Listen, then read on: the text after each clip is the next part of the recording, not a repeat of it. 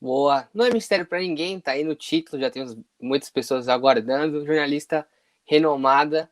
E agora no grupo Bandeirantes, né? Aqui na Band Esportes da TV, a Marília Ruiz vai estar nessa resenha com a gente. Chega pra cá. E aí, Marília? Boa noite, senhores. Tudo bem? Boa noite, tudo bom? Tudo certo. Pode qualquer coisa aí? Pode qualquer cor na parede? Pode. Aqui Pode, é tranquilo. Aqui é a terra de ninguém. Aqui pode tudo. Entendi. Pode tudo. Pode tudo. Obrigada pelo convite. Marília. Obrigado você por aceitar, né? Estar aqui com a gente. Marília, para a gente começar o papo aqui, só para o pessoal que não conhece, que é muito difícil o pessoal não conhecer, né? Vamos puxar aqui que teve um cara que nos bastidores que fez aquela busca constante sobre sua história aí para a gente ver quem é você mesmo. E a pergunta é a seguinte: o Roberto Avalone, ele te ajudou muito no início. E a gente queria perguntar como ele te ajudou, qual foi a importância dele, e junto nisso já é um ídolo seu no jornalismo e no futebol também. Pois é, boa noite. Eu comecei, na verdade, na Folha de São Paulo, né? Meu primeiro emprego como jornalista esportivo foi na Folha de São Paulo. E na Folha de São Paulo, eu sempre, a vida inteira, assisti o Avalone na televisão, era um grande ídolo meu, né? Passei a vida assistindo Mesa Redonda e tal. E teve uma matéria feita pelo Caderno de Cultura da Folha, que chama Ilustrada, que era sobre mesas redondas. E a moça que ia fazer a matéria, Laura de Matos, não conhecia, não gostava de futebol. E ela foi no esporte da Folha, e só tinha eu de mulher. Ela falou, puxa, Marília, preciso de uma ajuda, vou fazer uma matéria sobre mesa redonda, vou entrevistar o Avalone. Você pode me ajudar? Eu falei, claro, vamos lá. E foi a primeira vez que eu encontrei pessoalmente com o Avalone. E depois que a gente fez a matéria, entrevistou e tal, eu fiquei conversando com ele muito tempo e tal, e aí ele ficou super encantado por eu gostar tanto de futebol, eu conhecer bastante e tal. E estava naquele período que ele estava trocando pela primeira vez, tinha ficado 700 mil anos na Gazeta e estava saindo da Gazeta. E ele foi para a Rede TV. E aí ele me convidou, eu já fazia um programa na Rede TV, que era o Joga Que Fure, o Cajuru, o Sócrates, eu ia lá uma vez a cada 15 dias. E o Avalone, na verdade, foi para o lugar dessa mesa redonda, esses caras foi um mexe-mexe de mesa redonda, eles foram para a cultura. E o Avalone podia contratar alguém que ele quisesse, e ele pediu para a Rede TV me contratar. Então, eu saí da Folha e fui trabalhar com a Avalone. Aí, como eu não podia trabalhar na Folha ao mesmo tempo, fui trabalhar no Lance. Então, a Avalone abriu as portas da TV para mim. Nunca tinha trabalhado fixa na TV. Já tinha participado de alguns programas e tal, mas não era um emprego, era uma participação. E ele era um cara muito, muito gentil, muito generoso. Ele é de uma época em que Mesa Redonda tinha lá um poste, uma mulher gostosona, bonitona, só para chamar a atenção, e ele sacou logo que não era minha, que eu gostava, que eu era repórter, que eu gostava de comentar, que eu assistia aos jogos, nada contra, mas assim, não era a minha pegada. E ele nunca, nem perto de menosprezar meu trabalho porque era mulher, muito pelo contrário.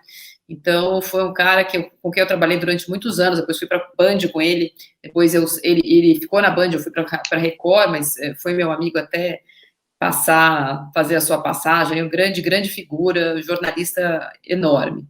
Então, eu posso dizer que ele foi um grande ídolo com quem eu tive o prazer de conviver. No futebol, é difícil, viu? Depois que você convive com muitas pessoas que você idolatrar, é duro de ter ídolo. É difícil, então não vou dizer nenhum jogador específico, não. Eu conheço alguns que são geniais, assim, gente boa e tal, mas ídolo mesmo, vou ficar com os do passado. O ídolo meu é o Basílio. Isso.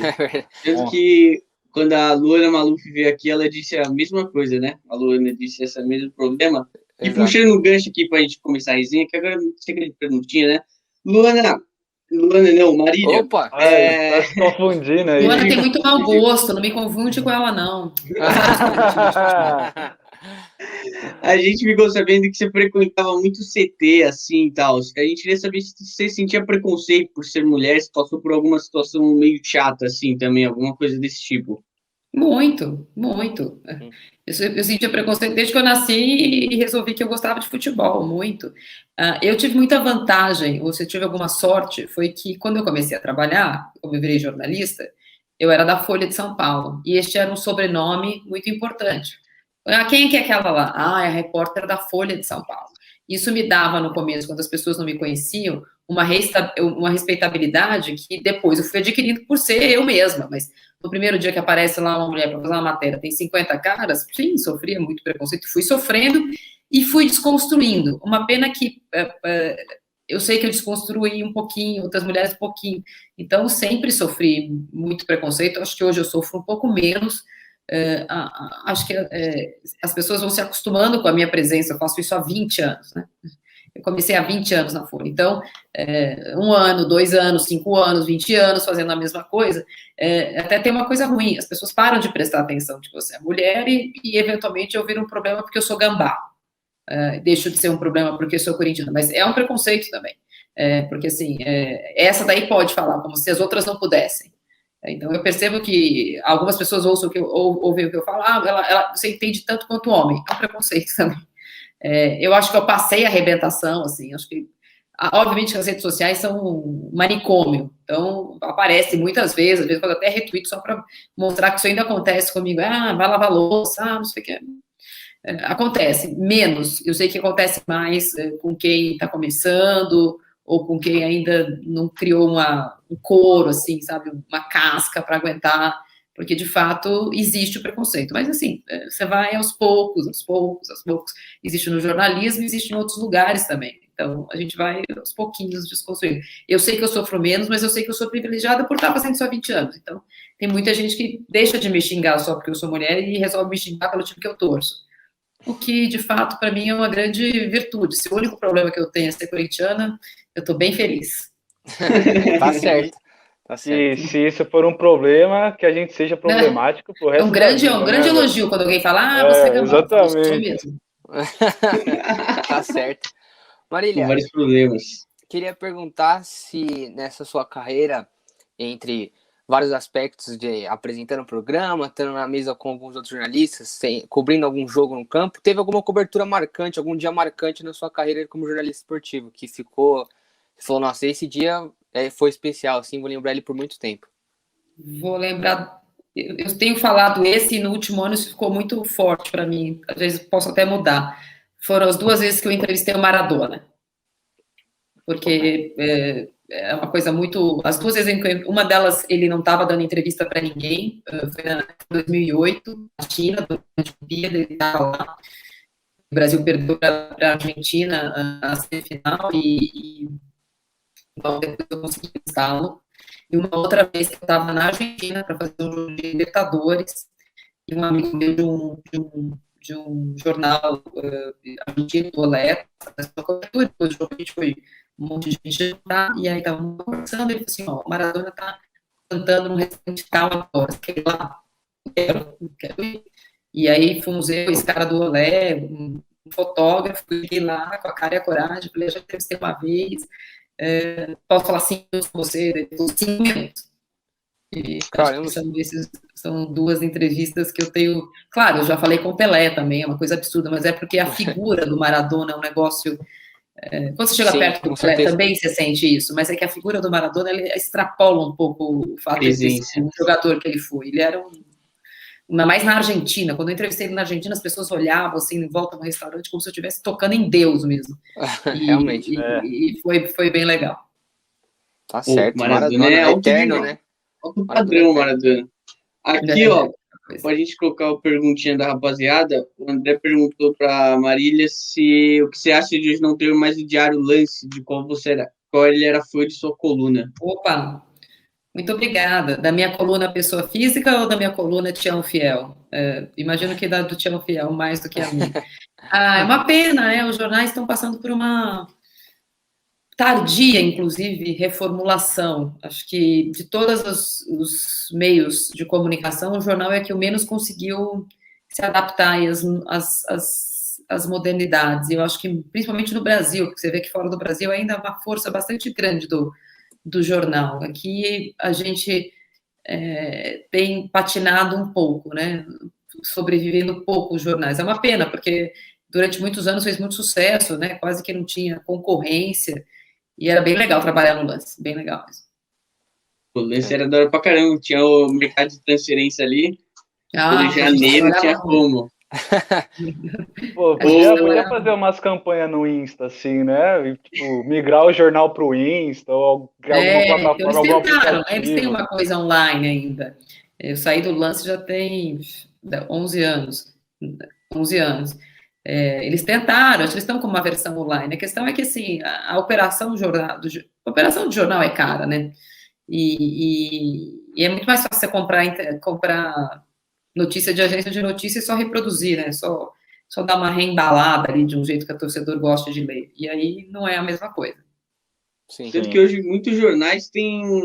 Você tem que assinar, às vezes, né? Para ser jornais online, assim, tanto com o UOL, Estadão, você tem que assinar ali para ver as notícias.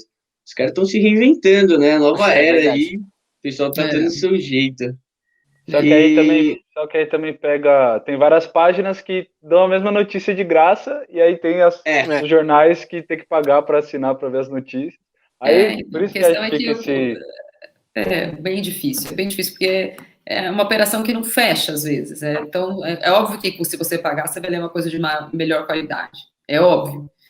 Mas, eventualmente, as pessoas aqui, a maioria só lê manchete mesmo, né? Sim, é verdade.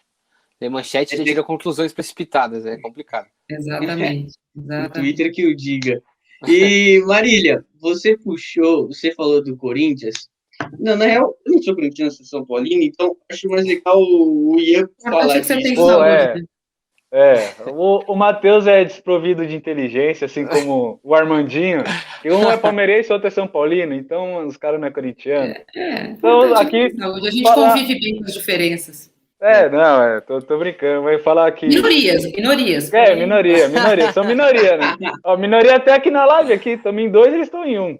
Temos que respeitar as minorias, É verdade, mas, porque assim, né, pô, o corintiano sofre pra caramba, sofre não, porque é Corinthians e os anti, né, não tem mais torcidas, são 2 torcidas no mundo, são os corintianos e os antes. Aí eu queria saber, porque, tipo, a gente já se assumiu os clubes aqui sem problema algum, que a gente não vê problema, até porque a gente tá crescendo tudo.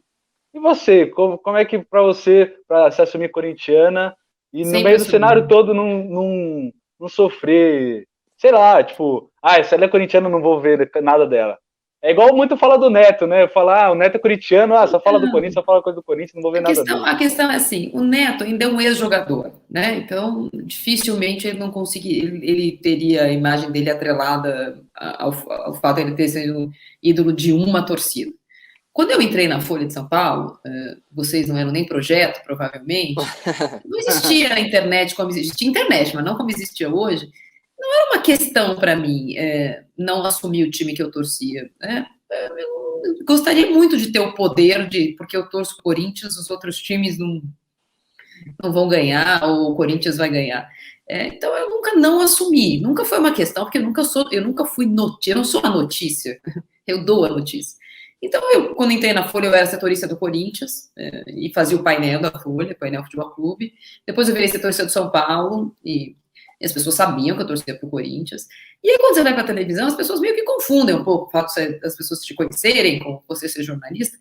Mas eu acho assim, até não foi pensado, mas agora, para mim, assim, já era uma porção de coisa, sabe? Era mulher, loira, falando de futebol. Que tipo de credibilidade eu ia criar para quem estava me assistindo se eu falasse, eu não torço para ninguém? Eu não torço, eu não distorço, eu torço. Eu fico mais feliz quando a notícia que eu tenho para dar é que o Corinthians ganhou. Mas se ele não ganhou, eu não vou dizer que ganhou. Se jogou mal, eu não vou dizer que jogou bem. E sim, e tem uma outra coisa, quando assim, você faz um plano de carreira, e o meu sempre foi a longo prazo, eu sempre quis falar de futebol, eu sempre quis isso, eu nunca quis outra coisa, eu não ia prejudicar a minha carreira por conta do Corinthians, falar uma coisa mentira, uma verdade, dar uma notícia falsa, ou fazer um comentário que não representa o que acabou de acontecer por causa do time que eu torço. Quando eu comecei, eu era setorista, tinha muito jogo que não passava na televisão, não existia pay-per-view, existia pay-per-view de alguns jogos, então eu podia escrever na Folha lá, o Corinthians jogou bem, papapá. Eu ganhava o que com isso, sabe? Então, nunca foi uma questão. Agora, claro, às vezes você sofre represália, então, mas eu acho que é só a minoria, entendeu? É que é uma minoria barulhenta, uma minoria que fica lá xingando, gambau, é porque é corintiano, A maioria que não acha nada contra isso, não fica todo dia falando assim, ai, que bom que você assumiu o time. A maioria que acha ruim é que faz isso. A minoria que acha ruim. Então faz um barulho, mas é de verdade. Não ligo, não. Não liga Certo. muito pra... Mas tá certo. Agora eu fiquei curioso, você falou do Corinthians. Deixa eu falar um jogo marcante pra você do Corinthians, então, já que você... Trabalhando? Fiel, assim, trabalhando Ia ser e legal no assistindo os estádio. dois. No estádio. É, No ambos. estádio também. Trabalhando isso no estádio no final da Libertadores. Aí fica puxado. Aí deu uma Pra complicada já. Porque na final do Mundial eu estava grávida de 7 meses, eu não fui para o Japão. Então eu fiz daqui, então não tem uma diferença. Então eu acho que é a final da Libertadores. Imagina? Marcante, Pacaembu. Guizão, você pisando ali, pô, Corinthians versus... Mano, eu era novão, era Espetacular. novinho, mano. E já fiquei todo emocionado no prédio da minha tia. Imagina se tivesse no estádio. Negócio tenso. É muito legal mesmo. Assim, às vezes tem jogos que nem têm essa importância, mas por conta de tantas outras coisas que envolvem aquele dia, a sua vida pessoal. Eu me lembro, por exemplo, de um jogo que tem, de fato, pouca importância, tem mais importância para o Santos do que para o Corinthians. Na semifinal do Paulista de 2001, no gol do Ricardinho, que o Ricardinho faz o gol do ponto eletrônico do Luxemburgo, sabe Sim. que gol é esse? É um gol no finalzinho, o Corinthians tinha que fazer um gol para ir para a final do Campeonato Paulista, então realmente não tem muita importância. O Corinthians não estava na fila, quem estava na fila era o Santos.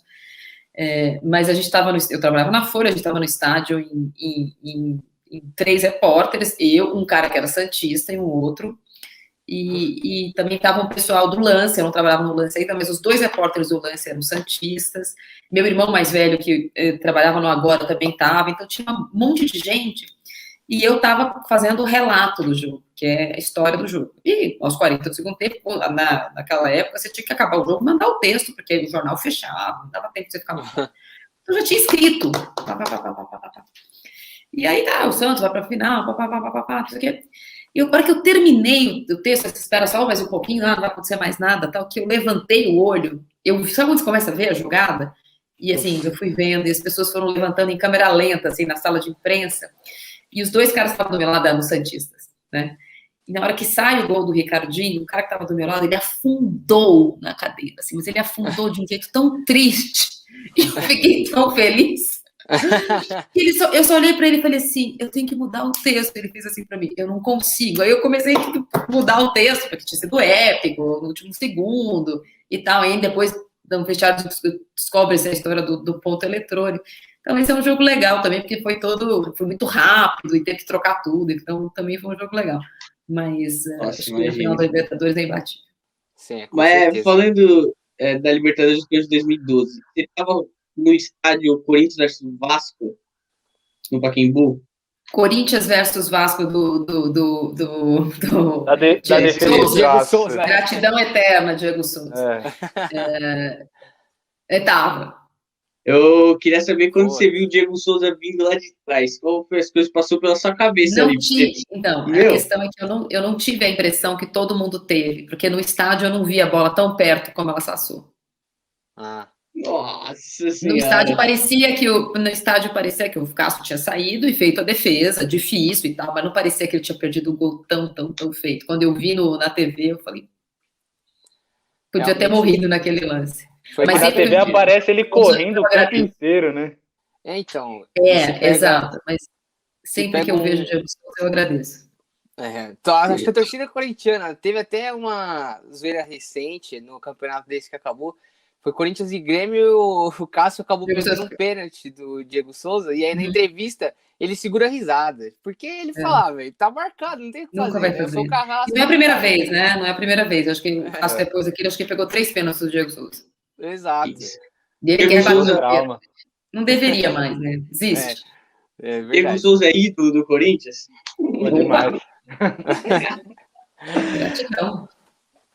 Aqui, o nosso parceiro Alisson, que não conseguiu participar hoje, mandou uma pergunta para você. Marília, o que achou da atitude do Gabigol de ter furado a quarentena neste momento em que estamos vivendo? Achei criminoso. Achei o que a polícia achou, achei criminoso.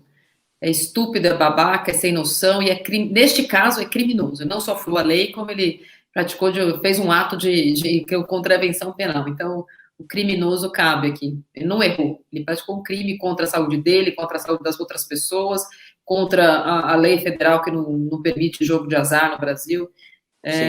Não tem explicação. É uma coisa bizarra. E é mais bizarro ainda a desculpa dele, né? A desculpa, ele falou que estava indo jantar. Ele é infantiloide, entendeu? É uma coisa... nem ele pode acreditar assim, eu estava de máscara e com álcool em gel. E daí? E daí? Era para estar em casa. Mas mesmo que tivesse, que tipo de imbecil que vai se apresentar 2 dias depois, vai num cassino clandestino, num país em que morrem 2.000 pessoas por dia, e tá lá às 15:45 da manhã jogando, sabe? Certo. Eu até falei, mesmo se esquece pandemia, esquece Covid, esquece tudo que tá acontecendo. Não pode cassino no Brasil. Até se não tivesse pandemia, ele ia estar errado. Ele não pode frequentar lugar assim, é proibido no Brasil. Exatamente, é um imbecil, é um imbecil. Bom, e a gente fez até uma enquete, só para perguntar para ele, que a enquete nossa deu sim. O Flamengo deve multar ele, o Gabigol, ou você acha que não? O Flamengo já não fez nada, né? O Flamengo tem uma postura do malvadão, do covidão, que é tipo, problema de vocês, que já falou que é problema da vida pessoal. Agora eu fico imaginando, por exemplo, ele chegou hoje para treinar, e todo mundo sabe o que aconteceu, mas podia ninguém saber se ele não tivesse sido pego. Aí ele vai, entra, ele treina com o Rodrigo Caio, que tem um filho recém-nascido. Aí ele treina com o Diego Souza, com o Diego Ribas, que a mulher está grávida. Ou ele vai lá no Rogério Ceni, cujo pai está internado. E ele passa a doença, entendeu? Ele é inconsequente. Não é possível que depois de 1 ano o cara já não entendeu, sabe? Porque ele só, hoje, estamos falando disso porque a polícia pegou. Porque ele não ia chegar no Flamengo e falar assim, pessoal, fiz um negócio errado. Ontem eu fui no cassino clandestino, tinha 200 pessoas. Quantas vezes ele fez isso durante a pandemia? Então, dessa vez ele foi pego. Então. Isso que aconteceu de diferente. Não é que ele cometeu um erro, é que dessa vez ele foi pego. Teve até ele e muitos outros. Ele e muitos outros. Sim, aqui, exato. Né? Teve até uma comparação foi pós algum jogo do Flamengo, acho na Copa do Brasil, se não me engano. E aí um cara das mídias do Flamengo tirou uma foto dos jogadores no avião, eles estavam sem máscara naquele momento. E esse cara Libertadores, na volta da Libertadores, quando teve aquele surto de Covid. Certo. E o fotógrafo foi mandado embora. Isso, ele foi mandado embora e ele tava falando, e aí, com o Gabigol não vai acontecer nada, ele se apresenta normal, vida que segue. Treinou. É complicado. E os exemplos dos jogadores com os familiares foi muito bom, porque realmente é assim que tá acontecendo aqui no Brasil. Vai passando por um pro outro do nada. Que aqui tá descontrolado o negócio. O Flamengo, eu sinto que o time nos últimos anos vem tendo atitudes em relação à humanidade assim, muito ruim. Aqueles negócios dos moleques do Ninho. Mas ninguém lembra mais. Eles não pagaram a família, eles praticamente deixaram o assunto morrer e colocaram um pano por cima, fingindo que que não aconteceu nada, assim. É uma postura. Eles falam que são os advogados que estão cuidando, claro.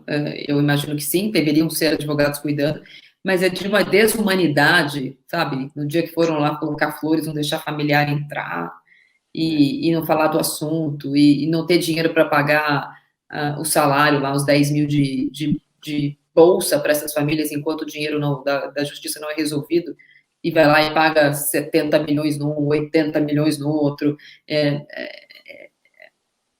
Assim, eles não têm problema em serem antipáticos, eles têm a maior torcida do Brasil e para eles basta a simpatia dessas pessoas. E todas as outras acharem errado, eles vão continuar fazendo. E é uma pena que a torcida do Flamengo não consiga separar as coisas. Ninguém quer que fique triste com o Flamengo, só se a própria torcida não cobrar, eles vão continuar assim. E se você entrar nas redes sociais do Gabigol, hoje ele postou uma foto dele treinando, os comentários de quem é flamenguista é isso mesmo, Gabigol, não sei o quê. E os que não são, você é um mau exemplo e tal. As pessoas não entenderam que não é sobre o time que ele joga, é sobre o fato dele viver em sociedade. Sim. Eu gosto muito acima disso aí, só fizeram alguns posts no Instagram sobre os moleques dos meninos do Ninho e pronto, meio que fizeram um negocinho ou outro ali meio para esquecer, achando que tinha passado pano em tudo. E já que a gente tá falando aqui a gente falou da pandemia do Gabigol, Você acha que o Paulistão deve parar mesmo ou não deve parar? Eu acho que deve. Eu acho que já passou da hora do futebol entender o contexto em que a gente está vivendo.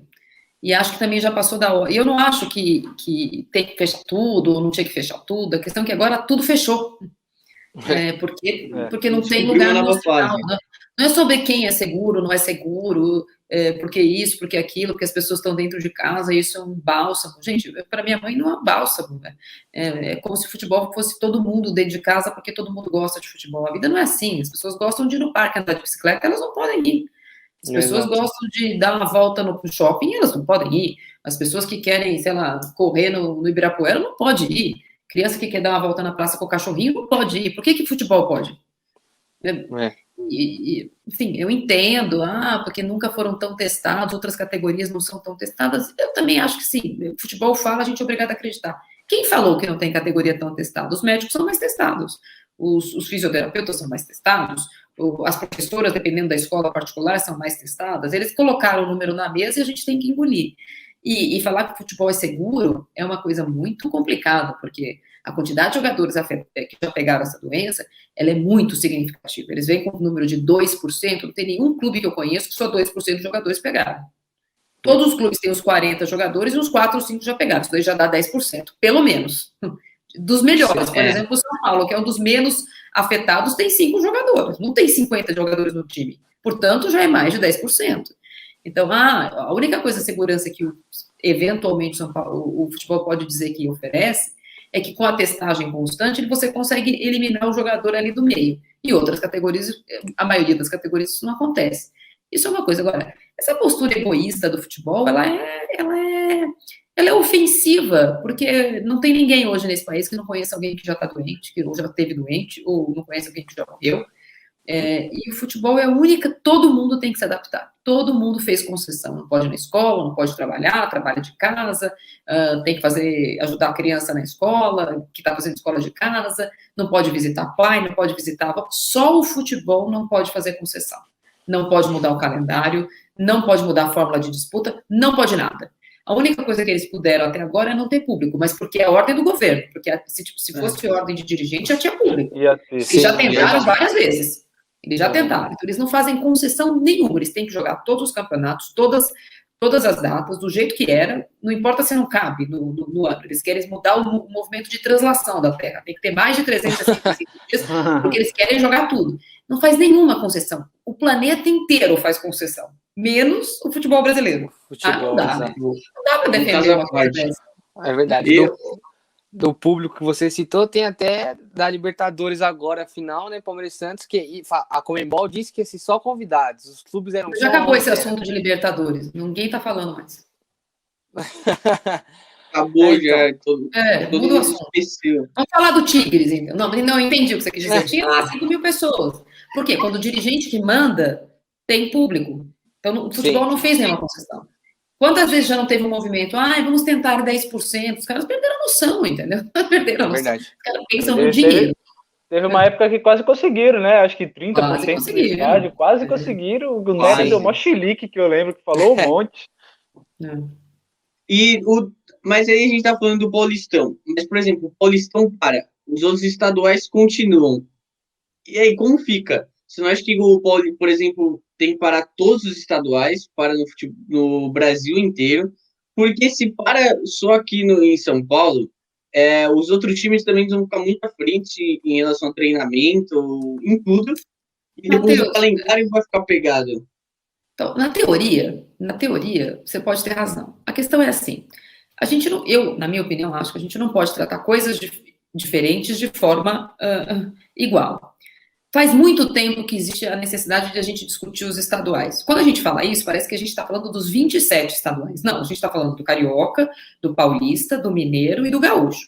Porque todos os outros, tanto faz se tem 15, 17, 24, 57 rodadas. Porque o que interessa no Brasil são 4 estaduais, cujos times estão na Série A e que movimentam televisão e cujas datas atrapalham, etc. E tal.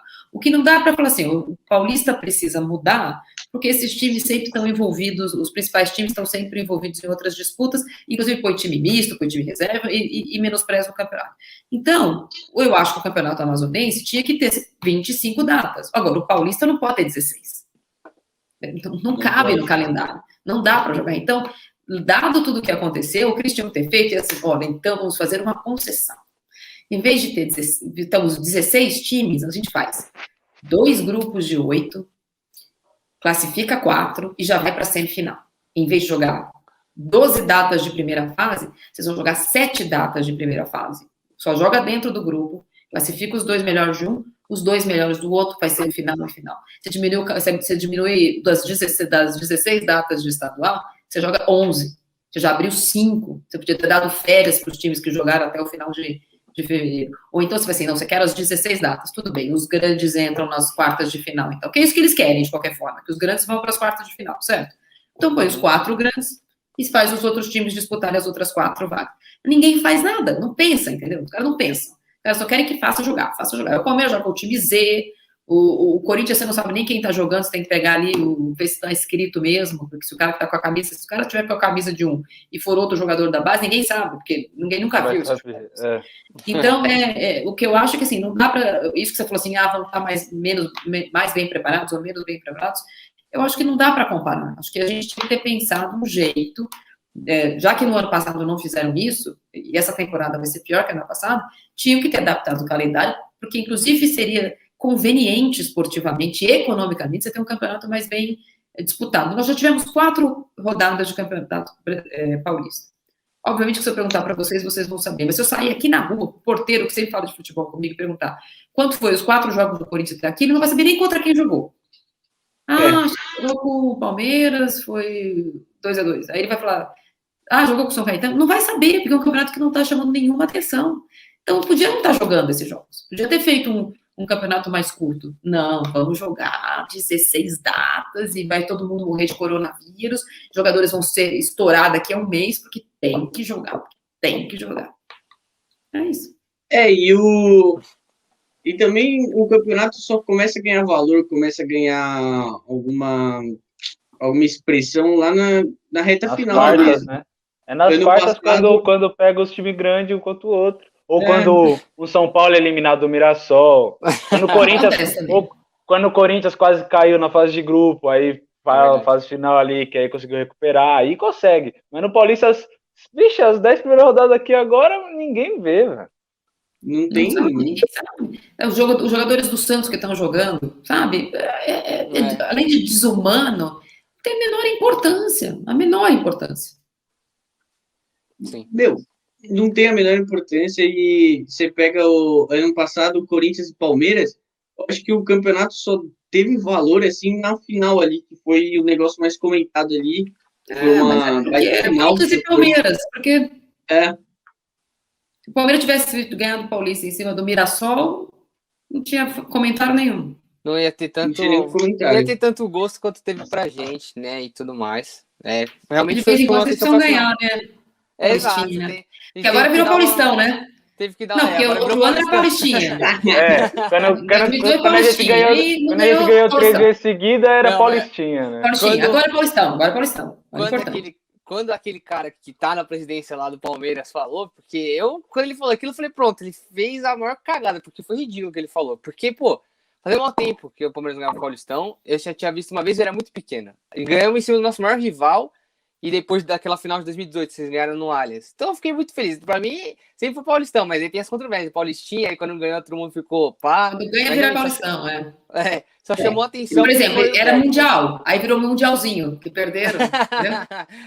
Mundialzinho da FIFA. Mundial não é tão importante assim, né? Não, é Paulistão e Mundialzinho agora. Só ficou nacional pra gente nessa temporada. Tríplice coroa nacional, tá bom. Por São Paulo, esse ano é Libertadores, Paulistão, obsessão. Escreve aí. Quero só ver. São Paulo, esse ano na Copa São Paulo era obsessão, não teve. Agora já era, não vai ganhar. Você não percebe quando eles ganham? Não, o São Paulo, quando faz o paro ímpar e ganha, eles já estão meia volta olímpica. Não, já ganhou alguma coisa. É que faz tempo que eles não voltam olímpica, por isso, estão meio desacostumados. Tem que... A última vez foi em 2017, né? Florida Cup. Tipo, para! Nossa, ele conta a Florida Cup. Aí não dá. Ai, do céu. O que fizeram com o nosso rival? E a gente estava falando do Mundial. Agora eu quero saber aqui, totalmente do São Paulo. O São Paulo, depois que ganhou o Mundial de 92, começou a ter expressão mundial. São Paulo que trouxe o Mundial e Libertadores para o Brasil. Depois que São Paulo ganhou aqui, ó, todos os outros clubes tiveram obsessão em ganhar Libertadores e Mundial. Eu acho que a década de 90 fez isso com a Libertadores e o Mundial. Não que não tivesse importância antes, né? Mas eu me lembro, mesmo 92, 93, quando o São Paulo ganhou, acho que 92, que o São Paulo ganhou o Mundial e voltou para disputar o Campeonato Paulista e disputou com o time titular. Não tinha esse peso que tinha. Então, ganhar do Palmeiras na final do Paulista era importante, tanto que o time volta do Japão e joga com o Palmeiras para ganhar o Campeonato Paulista e ter tanta festa, obviamente porque era um rival e porque o Campeonato Paulista tinha outra importância. Eu acho que a década de 90 muitos times brasileiros depois do São Paulo ganharam, né? Então o São Paulo tem 3 seguidas finais, né? Perde a quarta e depois tem o Cruzeiro na final, tem o Grêmio na final, tem o Palmeiras na final, tem o Corinthians que tem uma rivalidade com o Palmeiras no final da década de 90. Então acho que foi o começo de um caminho dos brasileiros darem de novo importância para a Libertadores. Não vou falar nada aqui, então. Vou falar só que hoje. Então, não sei se você sabe, Matheus, eu vou te falar uma coisa que até assassinato depois de 20 anos prescreve, viu? Uma hora precisa ganhar. Não dá mais, hein, Matheus? Não dá mais, pelo amor de Deus. Aqui é um clube com história, a gente tem história aqui, ó. Mas é que uma história que você não viu, né? Eu vou fazer uma pergunta, porque quando algum São Paulino fala que tem história, eu preciso fazer uma pergunta que paira essa dúvida. O São Paulo tem história, certo? Fala um pouquinho da fundação do São Paulo. Como é que o São Paulo foi fundado? Então. Isso daqui eu sei porque não sei. Posso estar falando besteira agora, me pegou de vez. Mas eu assisti o filme... Tem fundação, certo? Eu assisti o filme Aqui a Moeda Cai de Pé, né? Direção do Plihal. E ali o São Paulo foi junto com outro clube aqui, o Paulistano, que o São Paulo se juntou. E aí era muito o São Paulo que pagava assim, as despesas no começo. Então foi um clube que era sócio que jogava, não era isso? Não, mas qual é o ano? Qual é o dia? Como é que vocês foram fundados? É 1935. Não é 30? Então, ótima pergunta. Eu acredito na Marília. Tem quem diz que é 35, tem quem diga que é 16 de dezembro, tem quem diga que é 25 de janeiro. Para começar a ter história, precisa saber até quando foi fundado, né? Meu. Você tem documento? Eu tenho. Então, falta um documento. Seu documento você tem RG e CPF, né? A gente tem uma baita história, aliás, que é muita inveja de corintiano e palmeirense e afins dos outros times brasileiros. Mano, tô de boa. Tô tranquilo, hein? Questão de ver título, eu também tô suave com você, Gabo. Tô tranquilo. Mano. Não tem como tirar os microfones do Armandinho? A gente não corta? Fica só eu e... Mas é porque o Armandinho, ele tá feliz essa temporada aí, mas eu falei que é o auge dele, da vida dele, entendeu? Ele tem que curtir muito esse momento, que nunca mais ele vai ver isso, entendeu? Deixa a tia Leila mudar de ideia que vocês vão ver só. Deixa a tia Leila. Se a tia Leila resolver assim, acho que eu vou investir em um imóvel aqui, aí vocês estão ferrados.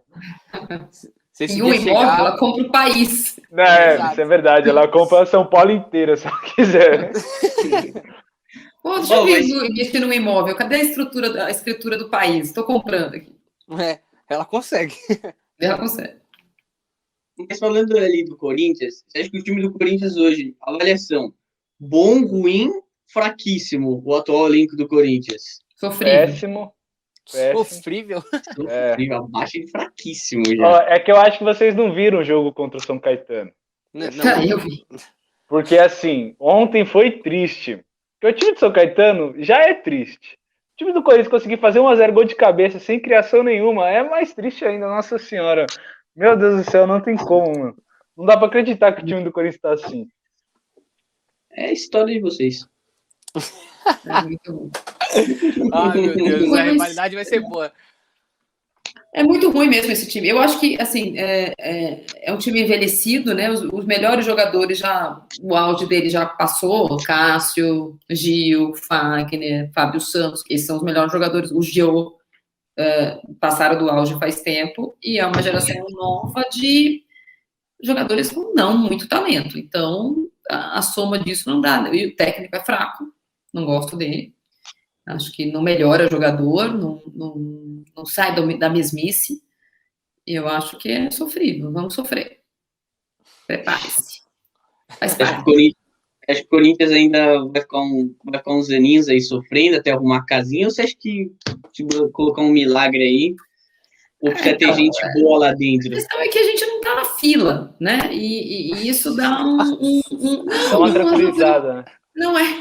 Desculpa, mas não é sobre isso. Assim, o Corinthians não está nessa ansiedade, esse desespero de ganhar um título. Ganhou um título em 2019, a última vez. Então, tem o melhor time da década, que acabou agora. Tem um lastro criado aí que é possível você passar por uns anos mais sofridos, assim. Até essa geração é muito mal acostumada. Foram anos maravilhosos os últimos, maravilhosos. Não só em relação à quantidade de títulos vencidos, mas várias vitórias em clássicos marcantes. Então, é um período, essa última década, os últimos 10 anos, muito bons da história do Corinthians. Então, acho que ficar uns anos sofrendo não é um problema. O problema é ficar uns anos sofrendo para nada, gastando muito dinheiro e formando time ruim, aumentando a dívida e não ganhar título. Palmeirense é difícil mesmo. Precisa voltar para o clube de outro jeito. Olha, vamos ficar sem investir porque nós vamos sanear aqui, nós vamos fazer aqui, nós vamos resolver o problema do estádio e tal. Agora, não resolver nada e continuar com o time ruim, aí você não resolve nem uma coisa nem outra.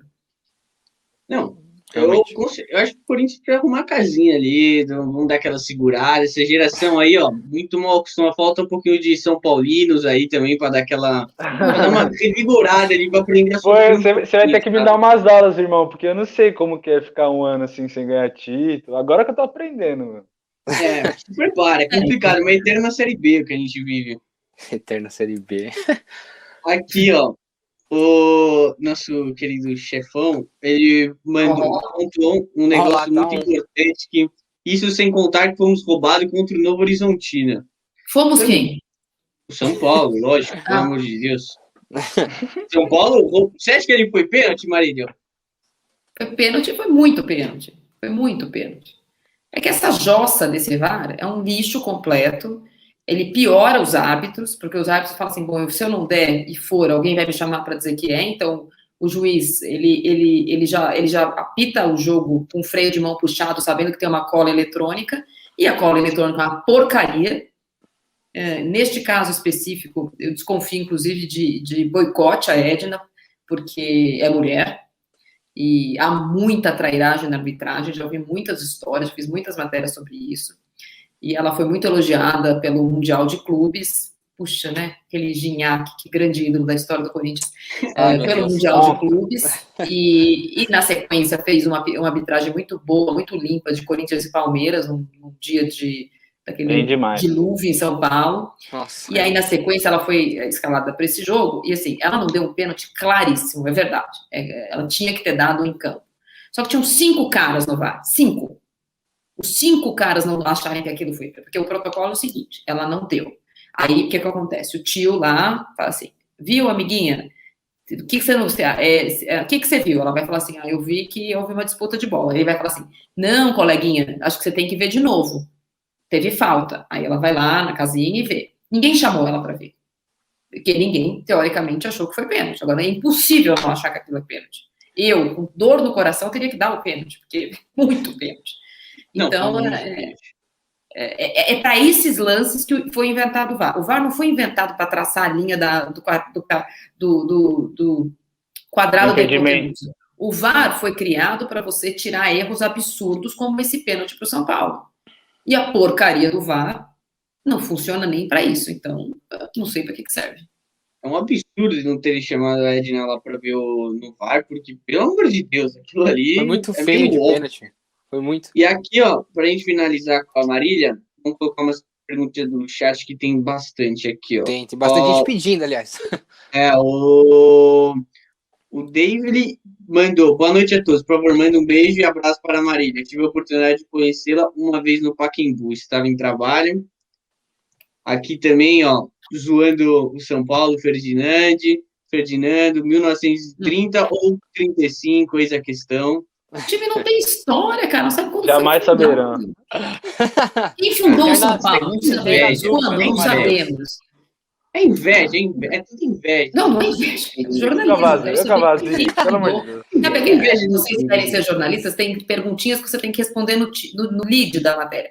Quem, como, quando, onde. Então, ó, quem fundou São Paulo? Não sabemos. Quando? Não sabemos. Onde? Não sabemos nada. Não, é um time com muita história, é difícil de responder um time tão grande assim. Nós somos tomados da luz do Lampião, na madrugada do dia 1º de setembro de 1910, por imigrante. Não tem uma história. O outro foi dissidência, os revoltadinhos da Itália. Você tem isso.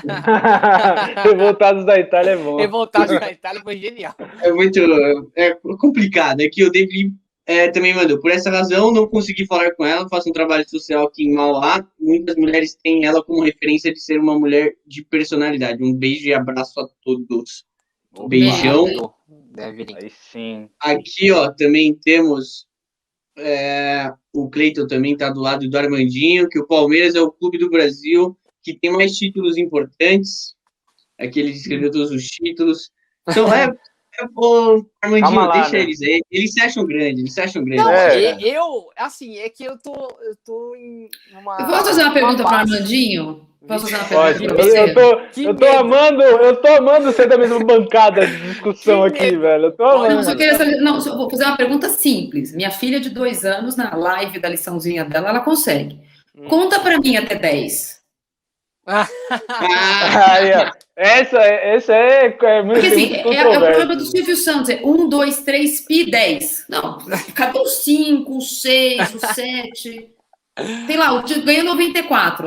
Somos tetracampeão brasileiro. Aí ganha 2016, somos Enia. E cadê o 5, o 6, o 7, o 8? Não tem como ganhar 10 sem ganhar o 5º, 6º, 7º, 8º. Não tem como. Que isso.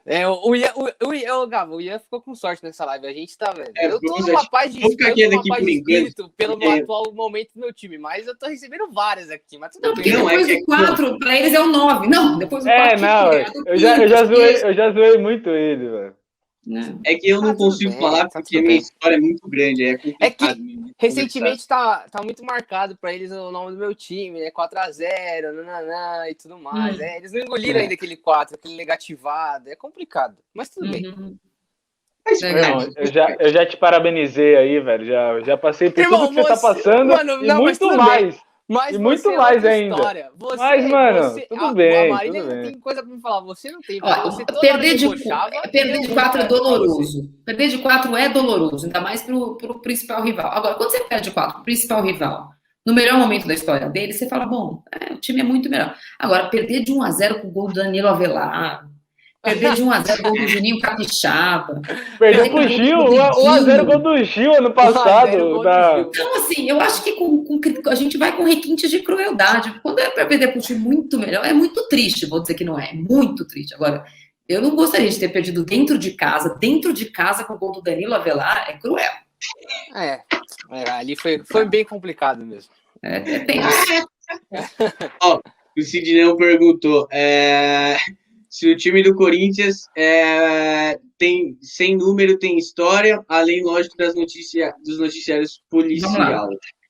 O endereço do Corinthians é Rua São Jorge 777. Não é Marginal Sem Número. Tem endereço. Tem página policial? Tem bastante, mas tem história, hein, nego? Tem história. Pode falar, pode fazer pergunta da história do Corinthians, que isso aí eu sei. Ah, com certeza. Isso daí a gente não tem dúvida. Páginas policiais, inclusive. Que isso, sabe? Meu, aqui, ó, não vou discutir porque também, aqui é muito requintado. Perguntou o dia, eu não sabia, mas é porque minha cabeça falhou aqui. Aqui o Ferdinando perguntou: Crespo irá ganhar algum título no tricolor do Morumbi ou será mais um a passar vergonha na história de derrotas do São Paulo nessa década? Bom, a vantagem é que a década começou agora, né? Então, não tem muitas derrotas até agora. Só o Campeonato Brasileiro entregue em janeiro de um jeito grotesco. Não sei se vai ser o Crespo que vai tirar o São Paulo na fila. Gente, alguém vai tirar o São Paulo da fila. Eu só acho que as escolhas que o São Paulo tem feito para sair da fila são muito equivocadas. Um time grande que disputa tanto campeonato por ano e tenta sempre sair da fila pelo mais difícil deles, porque a Libertadores é uma obsessão, está errado. Eu acho que falta uma humildade ao soberano São Paulo, ou faltou nessa década, que pudesse tirar esse peso que é essa fila. São Paulo disputa por ano o Campeonato Paulista, Sul-Americano, Libertadores, Brasileiro, Copa do Brasil. Passou da hora do São Paulo colocar como prioridade num ano difícil, quando você vê os rivais muito melhores que você, se colocar no seu lugar e falar assim, bom, o Palmeiras vai colocar time reserva no Paulista, o Corinthians vai colocar time reserva no Paulista, outros anos, estou falando desse, nós vamos ganhar o Campeonato Paulista, porque aí não tem mais a fila. Porque ainda que o Campeonato Paulista não tenha peso mais, normalmente a final é com o rival. E isso tira várias coisas da frente. Como o São Paulo, quando conseguiu tirar o Palmeiras da semifinal ganhando no Allianz Parque. Tira aquela coisa, putz, lá a gente não ganha. Porque ganhou, foi nos pênaltis primeiro, mas ganhou. Eu acho que o São Paulo faz escolhas muito equívocas. Quando o São Paulo começa a disputar a Libertadores, com o Flamengo que tinha feito em 2019, com o Palmeiras contou dinheiro, que a única coisa, a nossa prioridade não é na Libertadores. Não vai ganhar. Não vai ganhar. Então, aí você fica naquela coisa, vai a Libertadores, Aí, assim, pode ser num ano muito, muito atípico que o campeão da Libertadores seja, mas assim, nos últimos anos tem ganhado a Libertadores o melhor time. Não tem ganhado na sorte alguém que chegou na final. Teria sido assim se o Santos tivesse sido campeão esse ano. Mas, assim, tem ganhado o time com mais investimento, melhor time que tem jogado nos últimos anos, que tem batido na trave, que nesse caso foi o Palmeiras esse ano. Olha a década, o River chegou a 5 finais.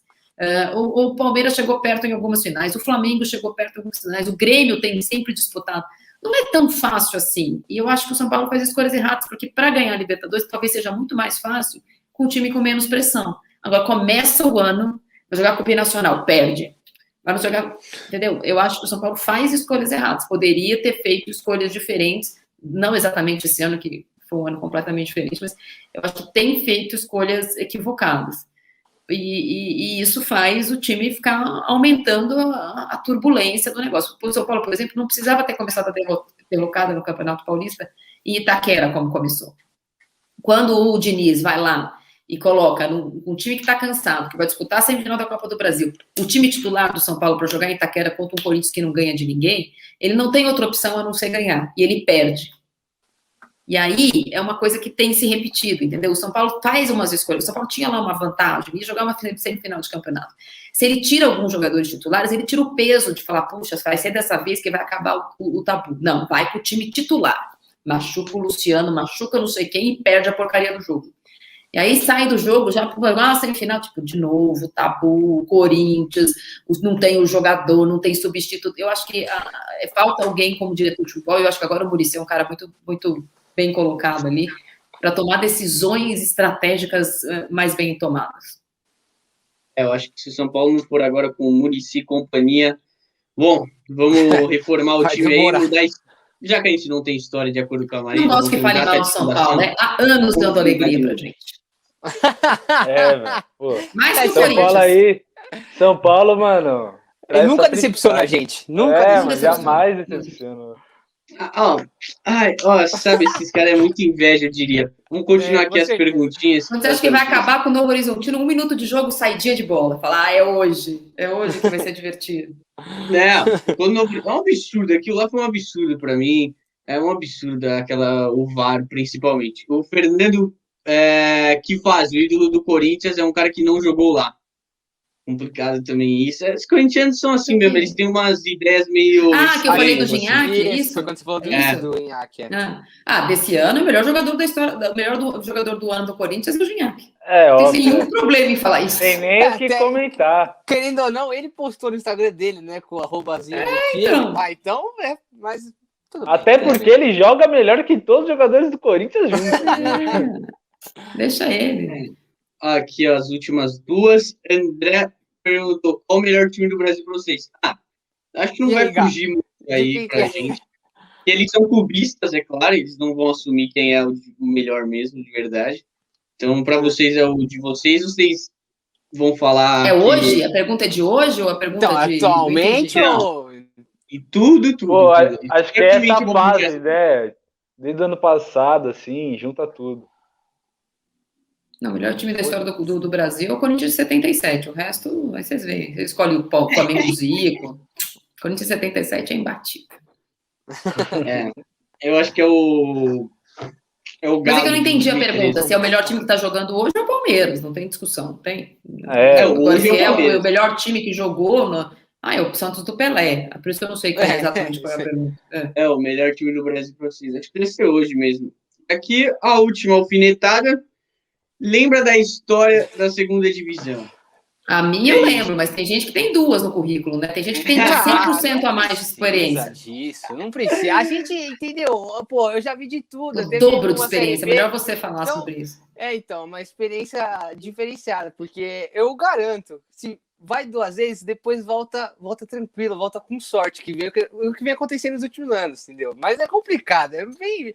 Quase 3, esse assunto. Quase. Ô, irmão, a gente foi uma vez só e voltamos bem, hein? Te falar que a gente voltou bem? Não, a gente precisou de outro sacode, né? Vai do time, vai do elenco. É 2, quase 3, hein? Quase 3. O Santos, né, ali... Salvou vocês. No centenário, e a gente, como agradecimento, fez eles de vice em 2015, em 2016, agora em 2020. É incrível. Não, agradecidos vocês. Aqui também mandaram que o Corinthians ficou 23 anos sem ganhar no Campeonato Paulista. 22 anos, 8 meses e 13 dias. Não foi 23. Foi 22. Eu não sei porque eu não tinha nascido, mas eu sei exatamente a história desses dias. Porque tem história.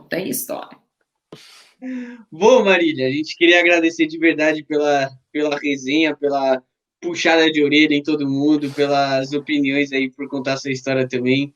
Muito obrigado de coração. Se quiser mandar um abraço aí, falar alguma coisa, pode dizer. Queria mandar um beijo para minha mãe, para o meu pai, com respeito à sua mãe, para o Denis. Obrigada, Denis.